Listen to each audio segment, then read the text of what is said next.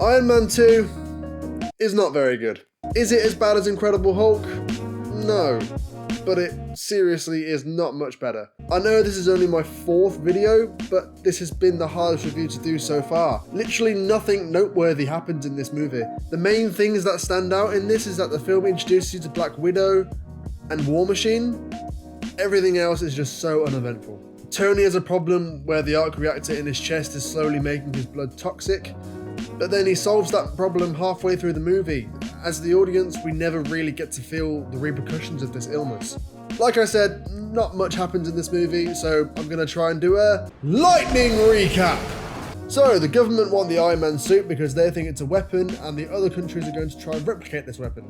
Tony is like, no, it's my suit, you're not having it. It's not a weapon, it's used for peace. No countries are as smart as I am, so they can't make one. So basically the government just shut up for a while until, oh wait, another country made one. The government go, hey, you lied to us, we're really mad now. Then the government's weapon expert, who I shit you not, his name is Justin Hammer. For fuck's sake. By the way, he's absolutely horrible in this movie. He thinks that he's got a better chance that Ivan will help the government with the Iron Man technology rather than Tony. The film then spends a good chunk of the runtime showing us how much Tony hates himself and how he feels like he's failed, which are actually some of the best moments of the film. Then by the end, Ivan just goes apeshit, makes hundreds of murder bots and still tries to kill Tony.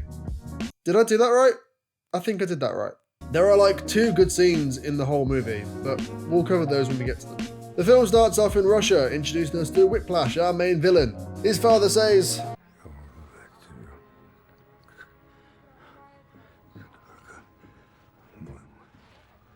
and then just fucking dies. Well, thanks Dad, thanks for the help. Ivan then drinks some vodka because he's Russian, he must like vodka, and then screams.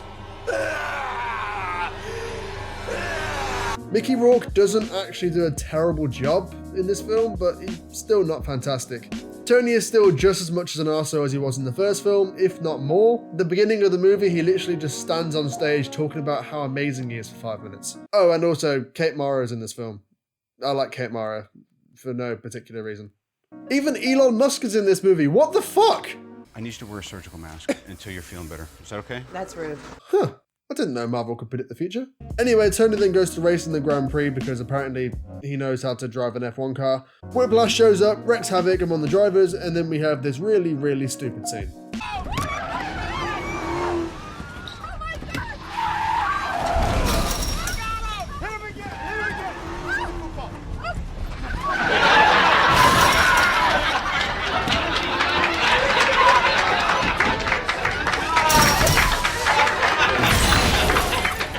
So yeah, the government is really mad at Tony now, so Rhodes comes over to tell him off. Now, I do like Don Cheadle as Rhodes. He brings a much more serious tone to the character, and overall, I think that's better.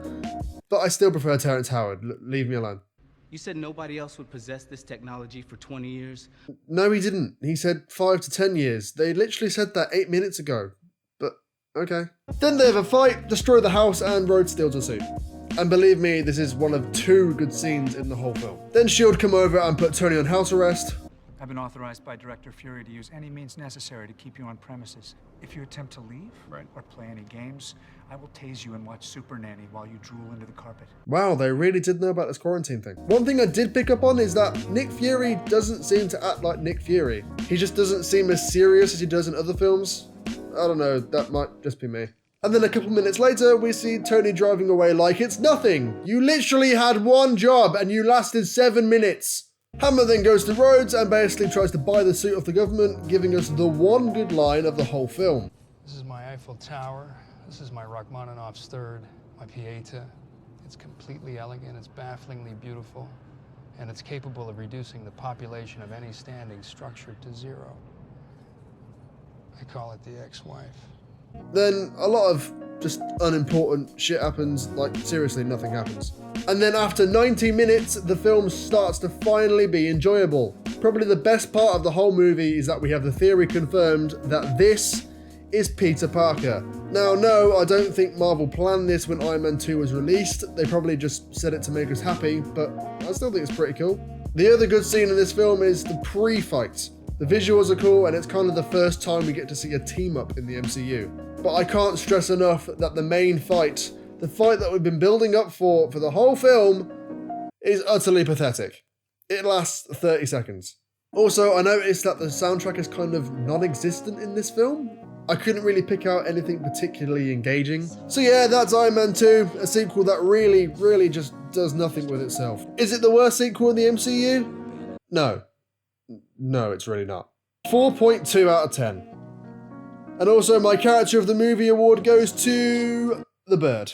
My board. Also, by the way, I know I've reviewed these in a completely stupid order. I started off doing this as the chronological order, and every website shows me something different, so now I'm just doing it in release order. I'm sorry. So yeah, if you enjoyed this video and you're enjoying this series, give it a like, subscribe, follow me on Instagram, and I'll see you in the next one. It's Thor. Oh God.